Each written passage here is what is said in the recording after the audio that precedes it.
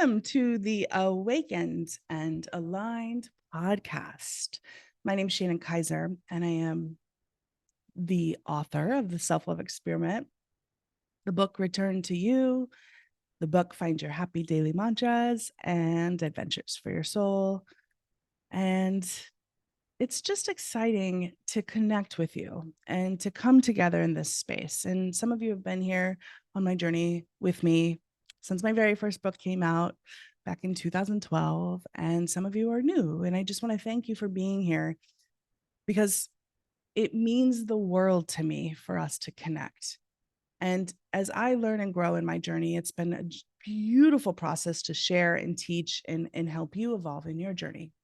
And one of the most important tools and the most important aspects of all of the work that I do, whether it's the retreats or the books or all the work that any of us do on the planet, not even work, just being on the planet, is to actually trust ourselves. It's to actually understand ourselves. And the most important thing we can do is to really trust our intuition. Our intuition is that voice, that feeling within. It's like a gut feeling. Sometimes you feel it in your gut, and sometimes it's a feeling in your body. But your body is working with you all the time to connect, to give you guidance, to give you clarity, to give you little informational signals. And a lot of times we ignore it. We live in a society, in a world, it's like we're babies. We come into the world as intuitive beings and we feel, and some of us cry when we first come out. And all of a sudden, it's like the world tells you you're given a type of doctrine to believe, a religion, and you're falling into this whole pattern of things that sometimes don't always align to who you are. This is why sometimes when we leave our family systems, not leave, but we grow up and move, we change religions. Or I've seen many clients who decide to move to other countries or change kind of philosophies because it just didn't align to who they truly felt they were. So many of us are making choices for others. And when our intuition comes in and says, that doesn't feel right, like, I don't really want to get a job that's 9 to 5, or I don't really want to get married or buy a house or have children or all the things. And maybe I do, maybe I want those. But the point is, the world is telling you what you should want. And a lot of times our intuition is saying, knock, knock, like, boop, boop. That's not actually who you are. That's not actually the truth of you. And I know you know it. So can you give us more permission to be our true selves? So today's message is about honoring your intuition and truly knowing that you matter. And the way that you understand this is by listening to your intuition and really tapping into it daily. There's different ways we can, enhance our intuition. And today I'm going to give you some tools and some powerful ways to do that, and some ways that have really helped me in my own journey. But we first want to start by saying, well, what happens when you don't listen to your intuition? I like to think about times in my life where I look at how things didn't work out the way I wanted, whether it was a very traumatic situation or just something that just felt disappointing, maybe was frustrating. It always comes back down to an intuition that I ignored. So I'm going to ask you to think about your own life and think about the most frustrating things in your life and the things that are overwhelming. And then if your intuition has been trying to talk to you, has your intuition come in and said, there might be a better way, or maybe we should do this. But then what happens? Fear comes in. And as the fear comes in, we listen to the fear voice, we listen to the world's conditionings, our family tells us what's best, and we just shy away from who we are. Well, today we are coming back into our true self, and we're going to enhance our intuition, because what happens when you start to listen to your intuition, you become sovereign and free to know what is right for you. And it doesn't matter if it's not right for other people. And I think a lot of people come in and they're like, well, what if you're married, or what if you have a family? Well, of course. But here's what happens when you're living in integrity with self. Those around you that love you and support you and are there for you for the right reasons will also support that, and they will be in integrity with themselves too. And you support that sovereignty with them, because aligning to your true self is usually about getting into the heart of yourself. And our intuition talks to us through our heart. Our intuition is also that guiding voice of reason. Some people ask, is it anxiety? I went through something that was very traumatic, and some of you have known, but I've experienced and realized I was in a narcissistic abusive relationship, and I didn't know it was abusive, and I didn't know it was a narcissist. I just knew that I was trauma bonded and stuck in this cycle and being gaslit and being constantly shamed and being blamed. And I didn't understand until I started to recognize that this is abuse and this doesn't make sense. And my intuition was talking to me throughout the whole entire phase of that relationship, even the very first meeting that I had with them, but I ignored it. And I fell in love with this person, and I ended up just totally getting pummeled. And so I go back to the intuition, and the intuition is a guiding post. So, one of the ways to enhance your intuition is to recognize that your body is talking to you and you will feel clues. So, in this particular situation, I was feeling off in my body. I didn't feel like I could fully relax. I started to sweat a lot. Around this person. And I thought, oh, it's just summer, it's hot here. But I thought, I just hung out with some other people in the same temperature and I was not a sweaty, hot case. So my body was literally saying danger, danger, danger. Now, also, animals are really good recognizations of things that are out of alignment and they just pay attention to energy. So, I have a dog who's a very good discerner. And anytime he's around certain energies, he's like, I'm good. And he won't go to certain people. And maybe you have a cat or a dog or an animal that does that too. So they're in touch with their intuition and they want what's best for us too, our lovey, lovey pets. So paying attention to your body is one way. Another way to really honor your intuition, and I call that body scans, right? So you're paying attention to your body, being a will building awareness within your body, but connecting to your body and saying, why are you feeling this way?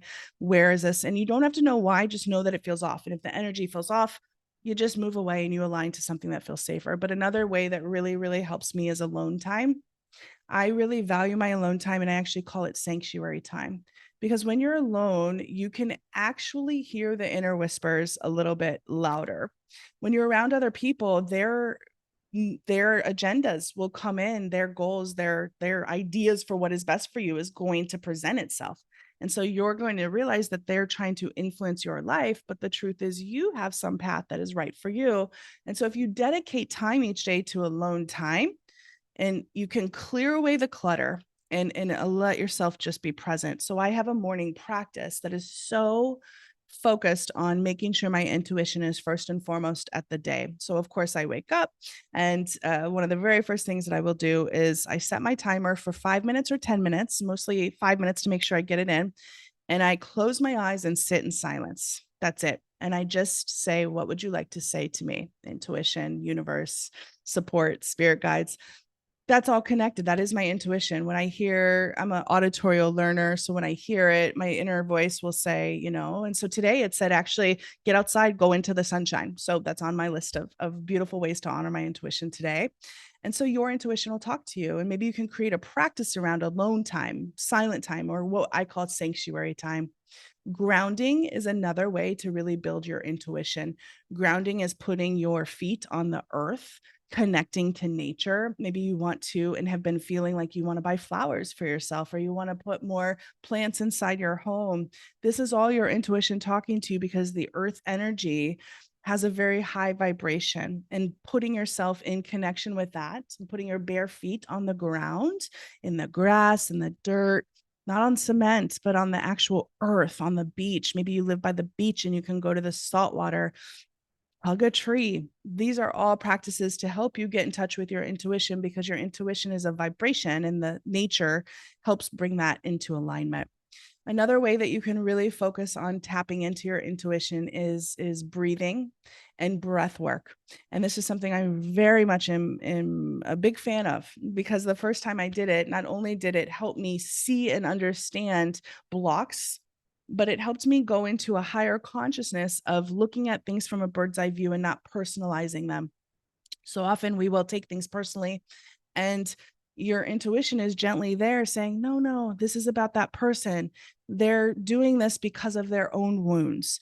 but your intuition is on the inside saying, it's okay. It's okay. This isn't about you. But your ego is like, oh, they're doing this and saying that, and they're not. And it becomes a relationship situation. So if you think about how your intuition can help inform more quality relationships, it's also going to help you align back to you and realize that a lot of what other people do is about them and it's not about you.